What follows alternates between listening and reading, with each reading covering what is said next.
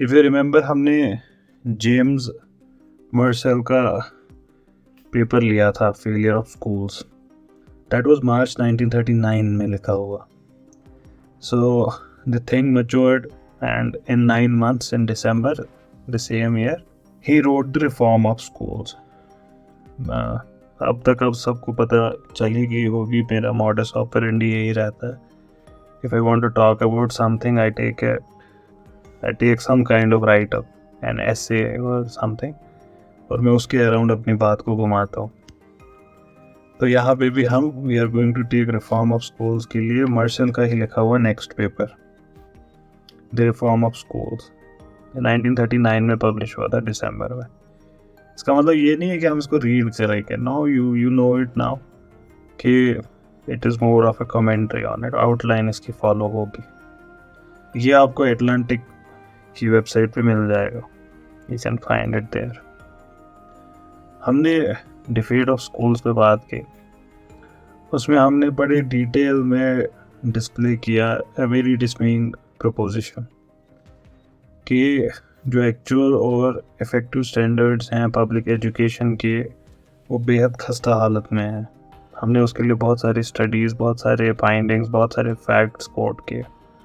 इन्होंने अपने टाइम के किए, हमने मॉडर्न टाइम के करंट स्टैट्स आपको दिखाए.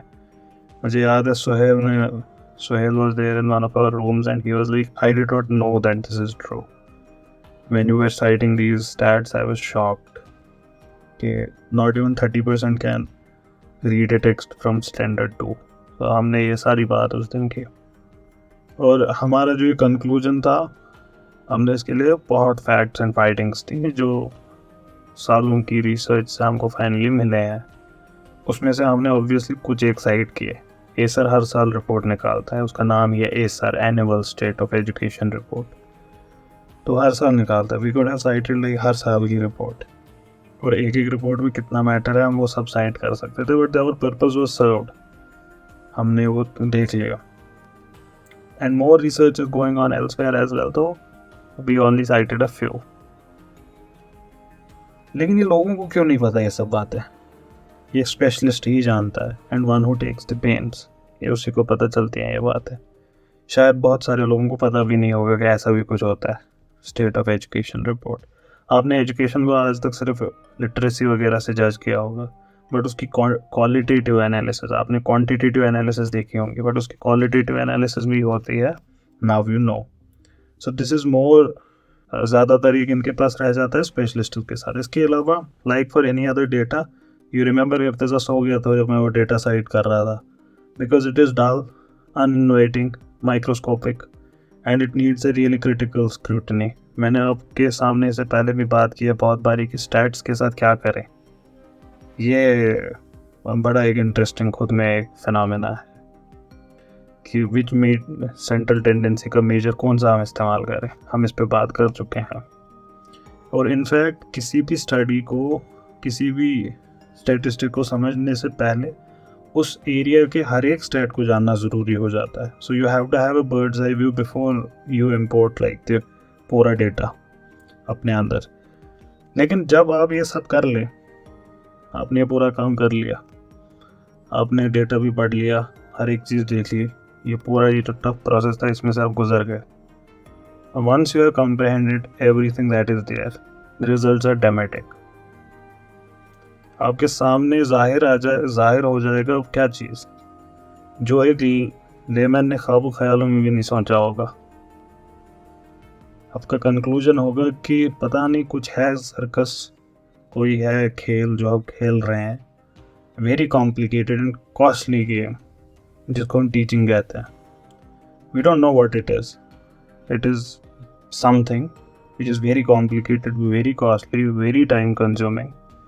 It is doing something with algebra, geometry, physics, chemistry, biology, history, English, Arabic, Sanskrit, and so forth. And once that something we do for like 14 years, 16 years, depending upon how many years of education you had, what happens? Nothing. We have brought this point home. At the end of the education, what happened? Nothing. कुछ भी नहीं हुआ उसके and में. ये बहुत incredible बात है, आपको फैंटेस्टिक लग रही होगी कि ख्याली पुलाव, बट हमने ये देखा कि यही हकीकत है. The subjects are taught but nothing is learned. ये हमारा कंक्लूजन था. अगर ये हकीकत है तब कुछ इनएविटेबल क्वेश्चन हमारे सामने उभर के आ जाते हैं. The first question, what is wrong and what can be done about it would be our second question.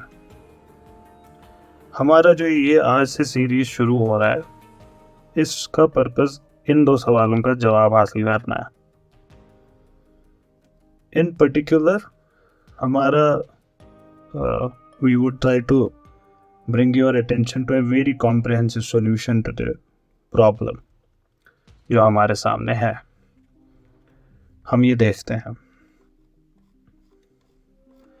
इसमें one thing which we would particularly talk about would be something called as general education movement जो waste में शुरू हुआ था 1930s में. जिस वक्त इन्होंने फर्स्ट पेपर लिखा था तब तक वो वो मूवमेंट वाज ऑलरेडी देयर. 1939 में लिख रहे हैं तो 1930s की बात चल रही है. 1920s से ही शुरू हो चुका था general education movement. So by understanding general education movement, we would have a lot of understanding of the diagnosis, what is wrong. So what is general education movement? पहले तो movement से पहले what is general education? पहला सवाल यही बनता है. General education वो education है जो हमारे नौजवानों को तैयार करता है ज़िंदगी जीने के लिए, उनके वक्त की, उनके तरीके की.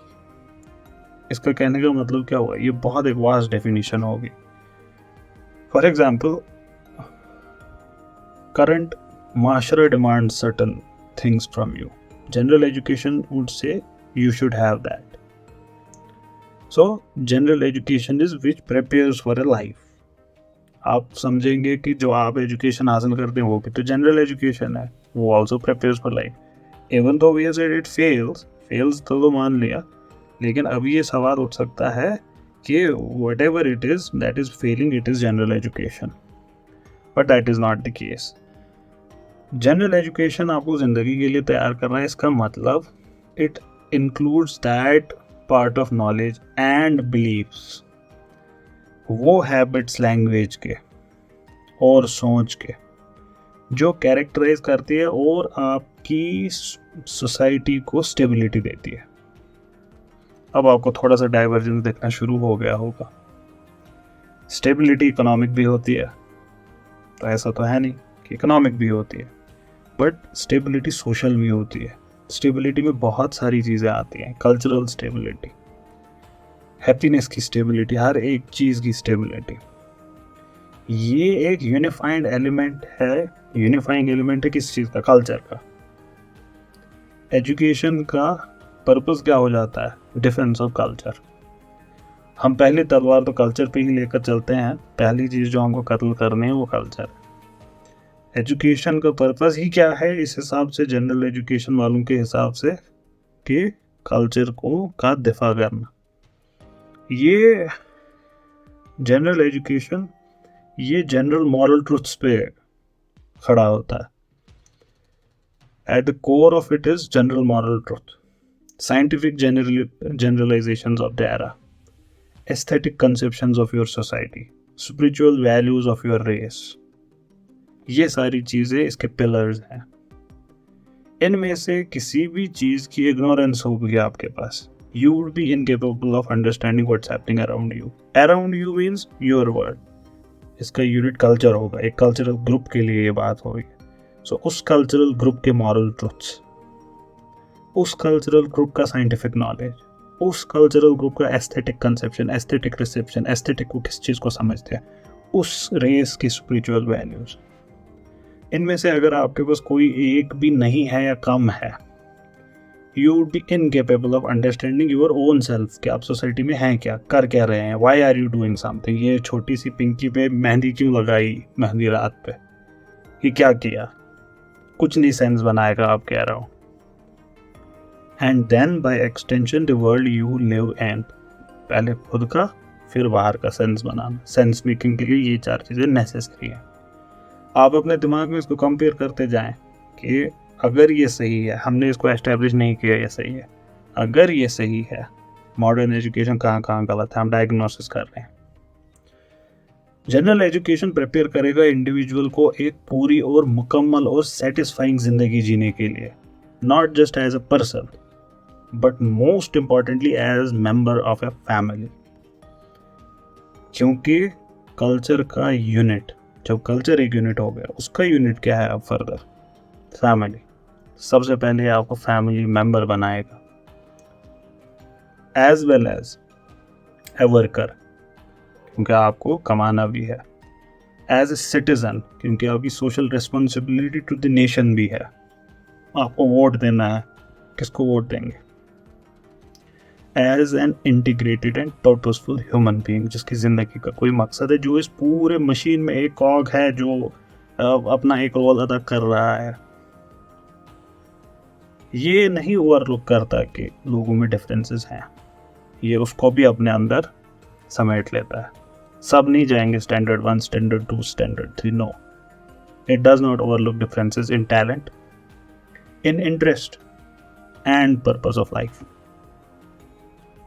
ना ही ये अटेम्प्ट करता है कि ये हर एक इंसान को सेम सांचे में से गुजार के सेम इंसान बनाए, mentally and spiritually. Spiritually being an important point here. ये कोशिश करता है to make possible the maximum development of an individual which is consistent with the general good of your culture. ये एक इंसान को एक कल्चरल इंसान बनाता है।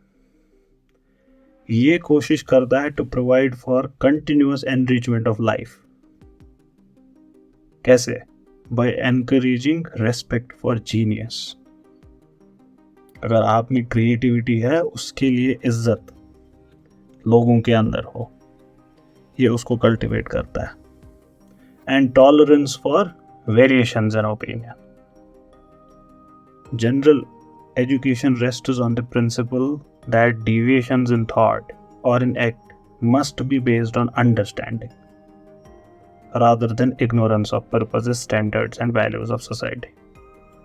कि अगर हमारी सोसाइटी के अंदर फेमिनिस्ट मूवमेंट चल रहा है, अगर हमारी सोसाइटी के अंदर मॉडर्निस्ट मूवमेंट चल रहा है, all of these movements should rest on what? Understanding, not on ignorance of कि हमारी सोसाइटी में जो चीज़ें हमको लगती है मिसोजिनिस्टिक है, उनका पर्पस ही नहीं पता, उनका स्टैंडर्ड ही नहीं पता, आपके कल्चर वैल्यू नहीं पता आपको। General education rests on the principle कि जो भी डिविएशंस, डिफरेंस ऑफ ओपिनियंस होंगे, बहसें होंगी इस सोसाइटी में, वो बेस्ड अपॉन अंडरस्टैंडिंग होगी। किस चीज़ की अंडरस्टैंडिंग? कि जो हमारे पास है ऑलरेडी वो क्या है, उसका पर्पस क्या है, उसके स्टैंडर्ड्स क्या है, उसके वैल्यूज़ क्या है। और इस मकसद के लिए जनरल एजुकेशन हमारे नौजवानों को क्या देता है? पहले तो ओरिजिन्स और मीनिंग्स ऑफ कस्टम्स का इल्म, सबसे basic, because a human lives in a custom. आप साइंटिस्ट हो तब भी आपको खाना खाना है, कौन सा खाना खाओगे कल्चर डिटरमिन करेगा। कितनी टाइम पे खाओगे, कितनी बारी खाओगे, क्या मसाले यूज़ करोगे, सब कल्चर डिटरमिन करेगा। चाहे आप साइंटिस्ट हो, चाहे आप टीचर हो, कपड़े क्या पहनेंगे कॉलेज, ऑफिस, हर जगह, ये सारी चीज़ें। इसीलिए the first and the basic thing the general education system would provide is the knowledge of origins and meanings of customs and political traditions. Political traditions का इल्म भी बहुत ज़्यादा नेसेसरी है, क्योंकि सोसाइटी जब साथ हो गई ये एक बॉडी पॉलिटिक बन गई। ये आपके अंदर जनरल एजुकेशन सिस्टम एक हैबिट डेवलप करेगा इफेक्टिव राइटिंग की, पब्लिक स्पीकिंग की, and more so in the language culturally accepted, which most of the cases में it would be mother tongue, but it can be some other tongue as well. ये आपके अंदर कोशिश करेगा critical thinker बनाने की। जितनी भी आपकी इंटेलेक्चुअल कैपेसिटी है उस हद तक की critical thinking and then intellectual workmanship की कैपेसिटी भी इनकलकेट करने की कोशिश करेगा। इसका मकसद नहीं है आपको फैक्ट्स पता हो, इसका मकसद है कि आप एक थिंकर बने। ये आपको क्या पढ़ाएगा? ये आपको अलजेब्रा, फिजिक्स, केमिस्ट्री वो बाद में देखेंगे वो पढ़ाएगा कि नहीं। ये आपको सबसे पहले पढ़ाएगा आपके एरा के मॉरल प्रॉब्लम्स। ये आपको उससे पहले पढ़ाएगा कि मॉरल प्रॉब्लम्स क्या है। ये आपको पढ़ाएगा वो मॉरल प्रॉब्लम्स जो सदियों से इंसान डिस्कस करते आ रहे हैं पिछले 1000 सालों से, और फिर आपको बताएगा कि उनके सॉल्यूशंस क्या हमने डिवाइस किए हैं, which solutions worked, which solutions failed, and the purpose would be so that you are able to meet similar problems in your life with the same zeal जैसे पिछली प्रॉब्लम्स को पिछले फिलोसफर्स और scholars और इंसानों ने डील किया था। जनरल एजुकेशन ये आपके अंदर एटीट्यूड डेवलप करने की कोशिश करता है, एक अंडरस्टैंडिंग डेवलप करने की कोशिश करता है जो एसेंस है आपके माशरे में गुड का, what it means to be a good Kashmiri. ये एजुकेशन आपको एक गुड कश्मीरी बनाएगा। When you leave your 12th standard from this education you would be holding a distinction in being good Kashmiri. He is division A in good Kashmiri. Same for different cultures. It supplies the factual basis of mental and physical health. और ये encourage करता है कौन सी practices? Practices related eating, sleeping, thinking, playing, everything which helps you maintain a sound mind and a sound body. Again culturally determined by your culture. ये आपकी aesthetic awareness को जिंदा करता है ताकि आप अप्रिशिएट कर पाएँ ब्यूटी को। किस ब्यूटी को? जिस ब्यूटी को आपके कल्चर ने जिंदा रखा है। जब ये सारा इल्म नहीं होता तब फिर यूनिवर्सिटी का प्रोफेसर आपको मॉडर्निज्म, फेमिनिज्म, व्हाटएवरिज्म, कैपिटलिज्म के लेक्चर्स देता है, क्योंकि उसने ये पूरा काम नहीं किया होता। General education is not concern with esoteric knowledge कि जो कुछ लोगों के पास हो। टीचर ने कान में बोला अपने स्टूडेंट को, जैसे पीरी मुरीदी चल रही है, इसका मकसद वो नहीं है। ना ही इसका स्पेशलाइज नॉलेज जो स्कॉलर के पास है उससे कोई मकसद है मुदा है। Doesn't deal with that. ये नहीं करता फैक्चुअल छोटी छोटी इन्वेस्टिगेशंस, उसको नहीं बनाता है जो फ्रंटियर्स ऑफ नॉलेज पे खड़ी होती है इंफॉर्मेशन, जिसका कोई आपकी ज़िंदगी में रेलिवेंस नहीं होता है। Not does it attempt to cultivate the special ability and habits of mind which are peculiar to any profession. ये भी इसका मकसद नहीं है। जो इस इल्म में यकीन रखते हैं उनका ये नहीं है कि वो प्रोफेशनल एजुकेशन से नफरत रखते हैं। ऐसा नहीं है कि वो रिसर्च से नफरत रखते हैं या एडवांस स्पेशलाइज स्टडी से नफरत रखते हैं। ऐसा नहीं है। ये जनरल एजुकेशन कहता है कि ये एक्टिविटीज़ बहुत इंपॉर्टेंट है and they are laudable, we should pursue those. However, these should not prevent high schools and colleges from discharging their first responsibility. And what is the first responsibility? Teaching young people how to live. पहले जिंदा जब होगा, जब जी पाएगा, उसके बाद बाकी कुछ हो पाएगा। एक इंजीनियर ना मुझसे बन सका छोटा सा घर, दिन रात रोता हूँ, क्या बिल्डिंग्स बनाएगा? वो क्या ब्रिजेस बनाएगा जिससे छोटा सा घर ना बन सके? क्या फायदा उसका, उस इंजीनियर का? जो 1000 दिल तोड़े वो क्या दिल का इलाज करेगा? वो doctor. To be sure the increase of specialised knowledge at least in some fields must continue. In fact, it should continue at an accelerated pace. लेकिन जो वक्त गुजरता है एक नया ट्रुथ उसकी डिस्कवरी में और फिर उसका लोगों के अंदर डिसेमिनेट होने में, इसमें बहुत टाइम होता है। जैसे मिसाल के लिए सैनिटेशन हमको अब पता चली क्या? सफाई आधा ईमान हमको 1400 साल पहले बोला गया है। सैनिटेशन कोई नई बात नहीं है, हम सबको इसका इल्म है। क्यों नहीं बन पाया पब्लिक हेल्थ का हिस्सा है? क्यों ज़रूरत पड़ी अब स्वच्छ भारत अभियान की? What happened in last 2000 years? सालों से हमको ये पता है कि ये सिंपल सड़क पे कूड़ा नहीं फेंकना है, ये सारी चीज़ें। Why haven't these things become part of public thinking? Behavioural change जिसके बारे में बार बार स्वच्छ भारत अभियान बात कर रहा था, बिहेवियरल चेंज क्यों नहीं हो पाता? अक्लमंद इंसान समझते हैं कि ये जो हमारे वक्त की क्राइसिस है इसमें सही इल्म का फैलना नेसेसरी है।